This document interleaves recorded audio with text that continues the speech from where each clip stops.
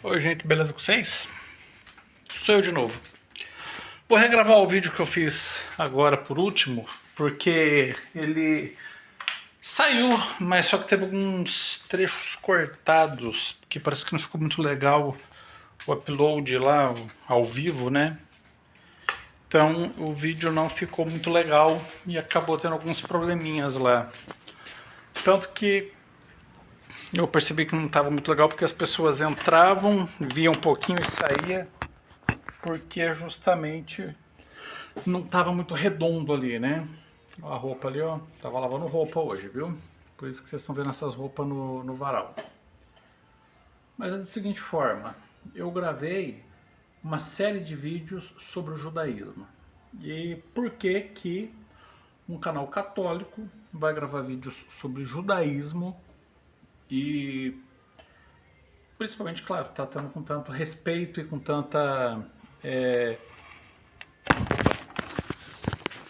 Caiu, mas eu peguei. E eu não falei mal de judaísmo, não falei mal de judeu de jeito nenhum, mas sempre tratando com respeito e apontando as semelhanças, e até porque não dizer a origem de algumas práticas católicas com base no judaísmo. Então, essa é a primeira ideia, essa é o primeiro motivo pelo qual eu gravei esse vídeo, esses vídeos vários, que é para quando alguém aparecer falando que a Igreja Católica está sofrendo influência de candomblé, de religião babilônica, de religião celta, de religião seja lá o que for, vocês saberem que não é isso. As origens são diferentes. A origem de algumas práticas e de muitas práticas católicas está lá no judaísmo, que é justamente o que a igreja fala. A gente pegou daqui essas ideias. E a segunda parte, o segundo motivo, e talvez seja o motivo mais complexo, por assim dizer, é fazer com que as pessoas interpretem a Bíblia de uma forma correta. Principalmente com relação àquelas realidades de aparições, principalmente as aparições marianas, que isso não é espiritismo, isso tá lá na Bíblia, principalmente com a aparição de Moisés e Elias ali na Transfiguração. O que significa aquela aparição? Como que os judeus da época que liam isso, eles entendiam essa questão dessa aparição. Foi uma invocação dos mortos, foi uma espécie de espiritismo que aconteceu lá, foi uma janela que foi aberta na nossa realidade, nós vimos ali o chamado século futuro, que estão lá as almas nesse século futuro, esperando o julgamento final. Então, como que os judeus interpretavam isso naquela época? E por que que nós acreditamos? Eu praticamente não acredito em muitas aparições marianas, em quase nenhuma, na verdade. Se teve alguma mensagem em Lourdes, eu até ignoro qual mensagem que foi passada em Lourdes. Eu sei que teve uma menina que foi lá, cavucou uma gruta que era conhecida como uma gruta seca e começou a brotar água lá. Então isso não tem como eu questionar, porque é um fato e não é uma mensagem, não é uma ideia. A mensagem de La Salette, ignoro totalmente as mensagens de La Salette. E não vou atrás também para aprender. Por quê? Porque não me interessa. São revelações particulares e as revelações particulares não podem se sobrepor à revelação pública. No entanto, o fato é que a igreja trata isso como uma possibilidade. E por que trata como uma possibilidade? Porque está na Bíblia. Inclusive essas aparições de Elias e Moisés e outras coisas ali também nesse sentido. Reza pelos mortos. Por que se reza pelos mortos? A base da crença católica é o livro de Macabeus. Aí Muitos podem falar, não, mas isso daí é livro apócrifo. Pera lá, coloca outro nome, porque apócrifo já é os livros que a Igreja Católica não aceitou. Começa por aí. Então você quer dar outro nome que não deuterocanônico, porque é assim que a Igreja chama, de não apócrifo, porque apócrifo é o livro que a Igreja Católica não aceitou. O que a Igreja Adventista do Sétimo Dia, o que a Presbiteriana não aceitou, pode dar outro nome, mas não apócrifo, porque já existe, e nem deuterocanônico, porque já é o nome que a Igreja Católica utiliza. Se quiser usar deuterocanônico, usa. Se não quiser usar, inventa outro nome, porque apócrifo não é.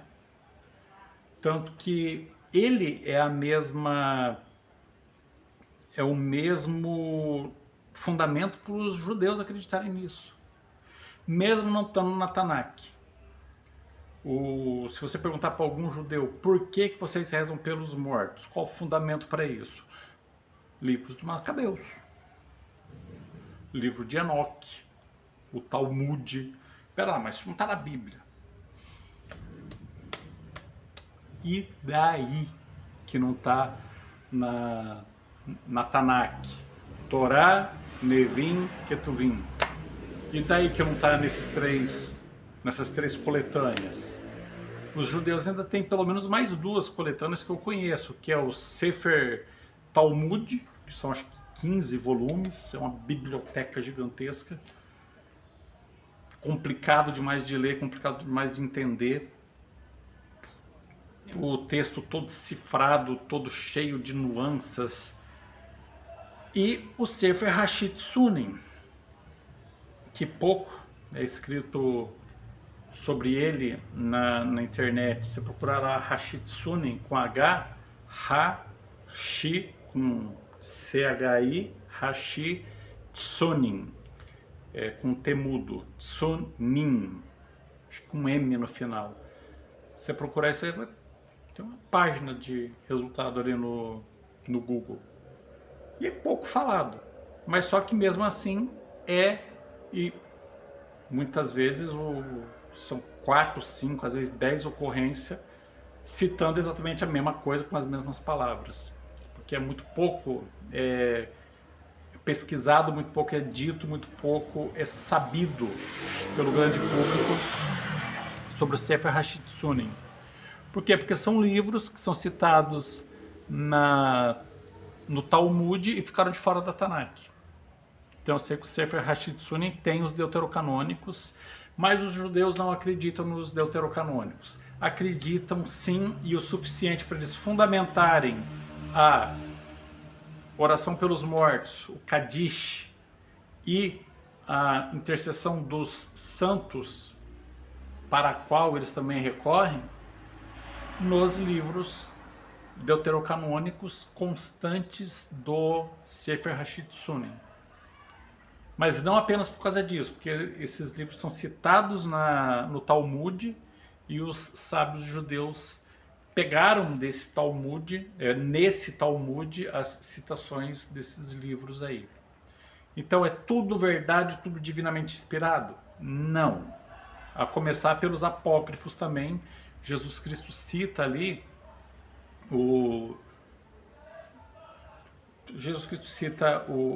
a realidade do seio de Abraão. Judas cita o livro da Assunção de Moisés. Lá no Antigo Testamento é citado o livro do Justo, que é o livro do Jason o Justo. Você vai ler esses livros, é todo cheio de uma mitologia, uma coisa meio fantástica, umas ideias meio... parecem umas ideias meio tortas. No entanto, desses livros são retiradas realidades, coisas que as pessoas acreditavam e que Jesus Cristo foi lá e comprovou. Seio de Abraão, eles estavam lá no seio de Abraão. O que é esse seio de Abraão? Procura na Bíblia o que é seio de Abraão e vamos ver se a Bíblia é suficiente para interpretar a própria Bíblia. Não é. Tá. Agora, quando lá em Jeremias, acho que 31:15, se não me engano é 31:15, fala que ouve-se um grito em Ramá, é Raquel que chora os seus filhos por seus filhos que não existem mais. como que os judeus interpretam isso, sendo que Raquel existiu há pelo menos 1200 anos antes de Jeremias? Como que está sendo citado no livro de Jeremias uma pessoa, e não estou falando de uma prosopopeia ou qualquer coisa do tipo, está sendo citada uma realidade de uma mulher que teria morrido havia 1200 anos. Imagina que alguém tenha morrido no século VIII, vamos falar assim, para a nossa realidade, no século VIII, e nós já estamos no século XXI, tá, século IX, antes do ano 1000. E alguém cita que essa pessoa está chorando hoje em dia. Eu não estou falando que é para vocês interpretarem de acordo com a ideia da Igreja Católica ou protestante, não é isso. Você tem que interpretar de acordo com a Igreja Católica. Essa mensagem teve um sentido, teve um signo, teve um referente. Depois você procura aí filosoficamente o que é signo, referente, e inclusive teve um receptor, teve um público que recebeu essa mensagem. E esse público, essas pessoas, quando receberam a mensagem lá do Evangelho, quando está falando do massacre dos inocentes mártires, citou essa passagem, que Raquel chorava pelos seus filhos que não existem mais. A Raquel era uma mulher que era uma das mulheres que teve o filho morto ali naquela passagem, ou é Raquel a esposa preferida de Jacó lá de quase 4.000 anos atrás, no caso 1.200 anos ali, 1.800 anos antes de Cristo. As pessoas da época acreditavam nisso.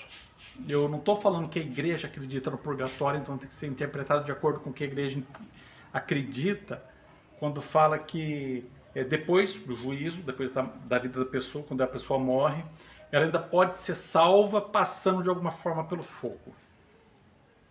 Tá lá, nas cartas, acho que de Paulo, esqueci até. Eu não fico muito citando passagem bíblica, não, só estou citando as ideias, porque eu não estou aqui para me aparecer, nem para citar texto bíblico, estou para falar de ideias, tem o registro disso na Bíblia, tem o público que entendeu aquela mensagem de uma determinada forma, e como que esse público entendeu? Era um público que acreditava no purgatório. Mais do que isso, eles não acreditavam no inferno.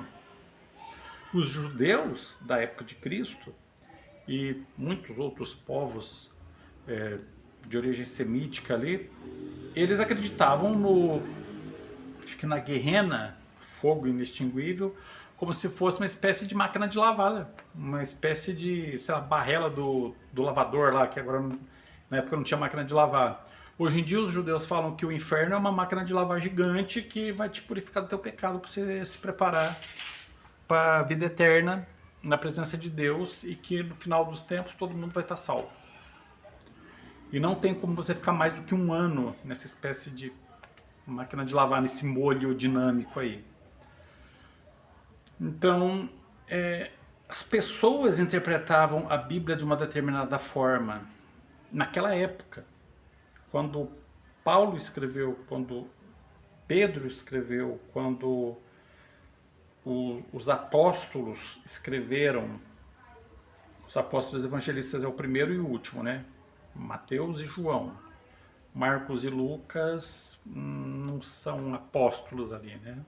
Marcos, ele escreveu o Evangelho de Pedro. O Evangelho escrito por Marcos é o Evangelho de Pedro. Pedro, nas pregações dele, contando as histórias como testemunho ocular, e quem registrava era Marcos, mas na verdade o Evangelho de Marcos é o Evangelho de Pedro.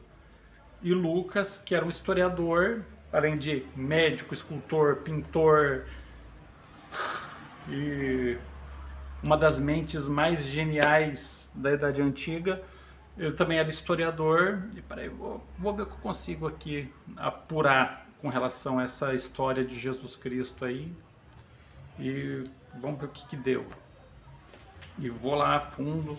Aí, beleza, ele acabou apurando a história de Jesus Cristo, que foi mais ou menos igual ali com o que Mateus e Marcos falaram, e bem diferente do que João falou, porque João é um evangelho à parte ali, ele não é evangelho sinótico, é outro evangelho. É um evangelho que conta aquelas mesmas histórias, pegando passagens diferentes daquelas que os sinóticos contam, e você pegar os três evangelhos sinóticos, você consegue interpolar o texto ali e formar meio que um grande evangelho dos três sinóticos. Agora o de João não. O de João você tem que ir semeando ele em todos os outros três evangelhos para tapar alguns buracos lá e acrescentar algumas histórias que só tem no evangelho de João. Aliás, o evangelho de João, ele é o mais exclusivo dos quatro, né? Porque não é para ser lido junto com os outros três. Beleza. O que um povo que só acredita no purgatório e não acredita no inferno vai entender quando fala que dá para ser salvo passando de alguma forma pelo fogo? O povo que não acredita no diabo. Não acredita. Existe Satã? Existe. Mas o que é o Satã? Ah, Satã é só um anjo. Ele se opõe a Deus? Não. Ele só cumpre uma missão que foi dada por Deus, que é de testar a nossa fé, e o mesmo anjo que está testando a nossa fé aqui vai nos levar na presença de Deus e ser o nosso acusador diante de Deus. Mas ele não está fazendo nada demais, só está sendo um promotor de justiça, só um acusador ali.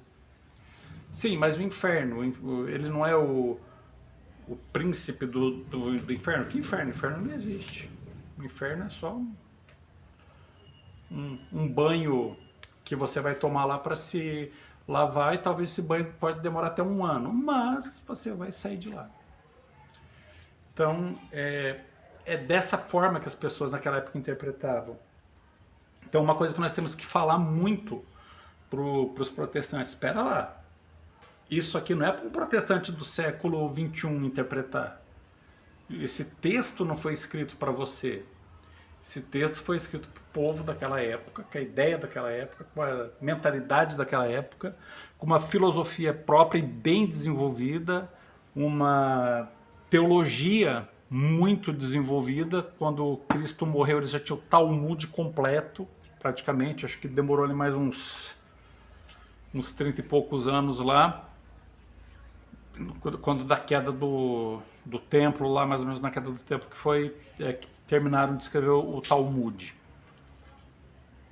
E foram durante séculos escrito o Talmud.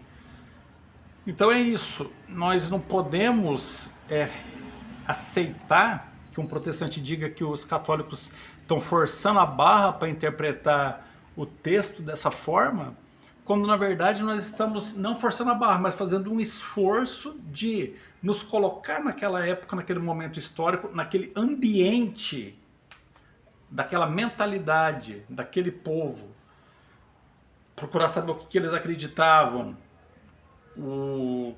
quais os conceitos filosóficos e doutrinários que eles tinham sobre a vida após a vida, que eles chamam, não chamam de vida após a morte, chamam de vida após a vida.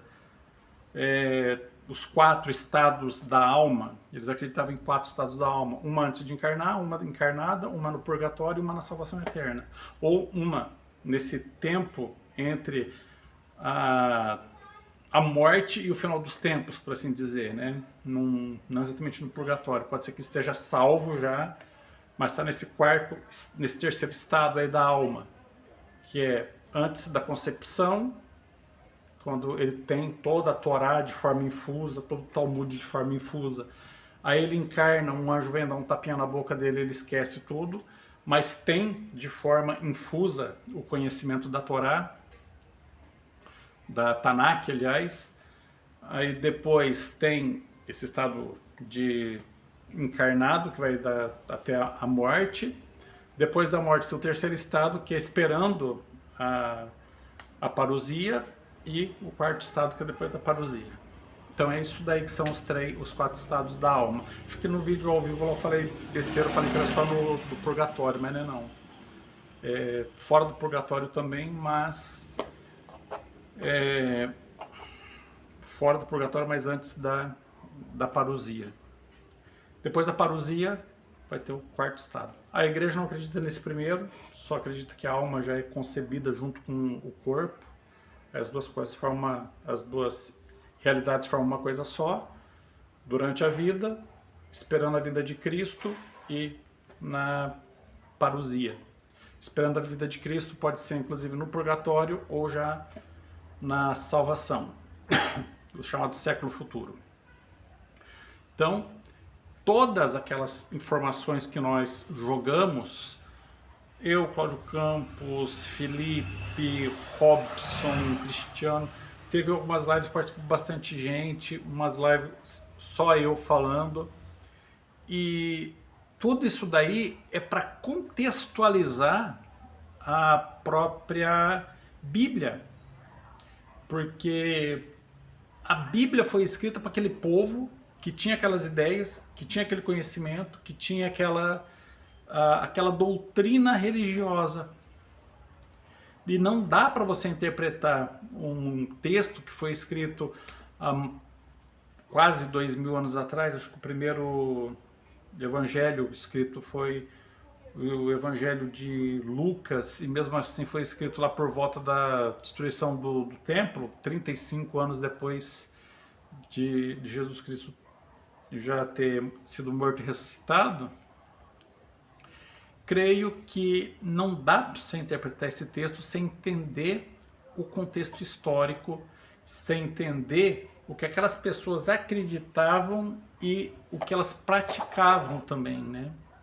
Principalmente com relação à lei, os mitzvot, né? Como que era a ideia das pessoas com relação ao cumprimento dos mitzvot e por que que Paulo principalmente se rebelou tanto contra os chamados mitzvah, o cumprimento da lei, a lei, sempre falando da lei como se fosse uma coisa ruim, mas na verdade teve uma utilidade lá durante o período em que o povo estava no deserto, depois passou por exílio babilônico, depois terra de Israel e outras épocas ali. Por que que isso aí foi importante, né? Por que que não podia... porque que você tinha que saber, antes de consumir um alimento, como que aquela semente foi plantada, cultivada, colhida. Por que que era importante que uma carne você podia comer só de alguns animais e não de outros. Você tinha que comer só coisa assada, não dava para comer coisa frita. Por quê? Porque você usar uma banha de porco ali para fritar, então, opa, não dá para comer fritura. Então não vou poder comer... não vou poder me alimentar junto com aquele povo, não vou poder ter muito contato com aquele povo. Eu vou ter que eu mesmo fazer minha própria roupa, porque eu não posso misturar 2 tipos de tecido. Isso era muito importante para manter o povo afastado desse contato com esses outros povos, e sempre que tinha esses contatos eles acabavam adquirindo alguns costumes ruins, né? Algumas idolatrias ali, e acabava afastando eles da própria religião deles, né?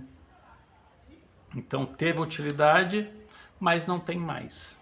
A partir do momento de Jesus Cristo, a ideia foi exatamente o oposto, né? Em vez de você ficar evitando se misturar, agora sim, vocês têm que ir lá e se misturar.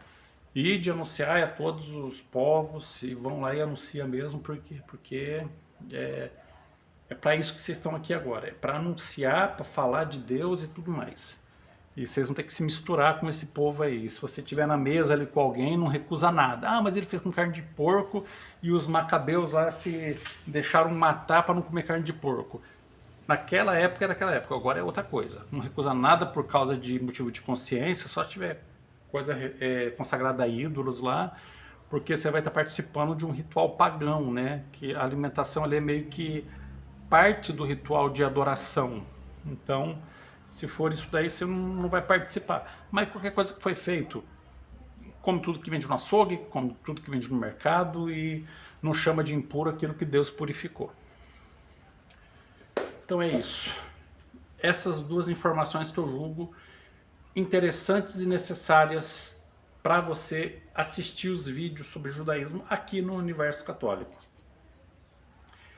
Ter a certeza de que a raiz das práticas e crenças católicas não são pagãs, mas são principalmente judaicas e, inclusive eu sempre falo, era para nós aqui católicos, no mundo ideal, no mundo de fantasia, no maravilhoso mundo de Bob, em Nárnia, era para os judeus terem se convertido, aceitado Jesus Cristo como Messias e continuar ali como judeus.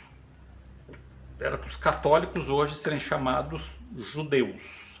Mas como o mundo é imperfeito e as pessoas mais ainda, inclusive as pessoas que fazem o mundo imperfeito, meio que os judeus colocaram nós para correr, então tá, então a partir de agora nós somos os católicos, agora nós somos os cristãos. E essa é a nossa origem. E, em segundo lugar, principalmente para contextualizar dentro do ambiente histórico, sociológico, político e tudo mais da época de Jesus Cristo, para que não apareça ninguém dizendo que você está forçando a barra interpretar dessa forma. Não estou forçando a barra, eu estou me esforçando para interpretar da forma como o pessoal daquela época entendia. Um pessoal que acreditava no purgatório e só no purgatório, não acreditava no inferno. Um povo que não acreditava no diabo, mas o diabo apenas como um anjo de Deus cumprindo a missão dele aqui na Terra. Acreditava, rezava pelos mortos já. E muito embora as pessoas digam, mas não tem nada na Bíblia que diga que pode, que não pode. Tem, lá no livro dos Macabeus. Mas só que isso aí é apócrifo, é deuterocanônico. E outra coisa, o papel na época era muito difícil de conseguir. Era difícil de conseguir alguma coisa para escrever. Era difícil você escrever alguma coisa. Então você não vai ficar perdendo tempo escrevendo coisas que as pessoas já praticavam, já acreditavam, e era que uma prática comum e aceita. Você não vai falar, isso aqui está certo, isso aqui está errado, isso aqui está certo, isso aqui está errado. Não. Você só vai escrever ali para parar arestas. Dizer que agora não é mais necessário ter não ter circuncisão, não precisa ter circuncisão, que agora vocês podem comer o que vocês quiserem, não recusar nada por motivo de consciência. Colocar a autoridade dos apóstolos acima da autoridade dos fariseus, dos doutores da lei e tudo mais. Dizer que o sacrifício do templo já não tem mais efeito, que é o sacrifício de Cristo na cruz agora que tem efeito. E mesmo assim não foi dito tudo. A gente tem que recorrer aos escritos da época que estão fora da Bíblia e que são escritos por Hipólito, por de Alexandria lá, e outros da época quase ali dos apóstolos e das gerações seguintes, o Anacleto, Lino, alguns outros personagens citados na Bíblia, e eles têm uma literatura própria deles, eles escreveram também algumas cartas. A Didaque, a doutrina dos apóstolos, que chegou até os dias de hoje, e outras coisas tantas, e outros escritos que servem também para, além de aparar arestas,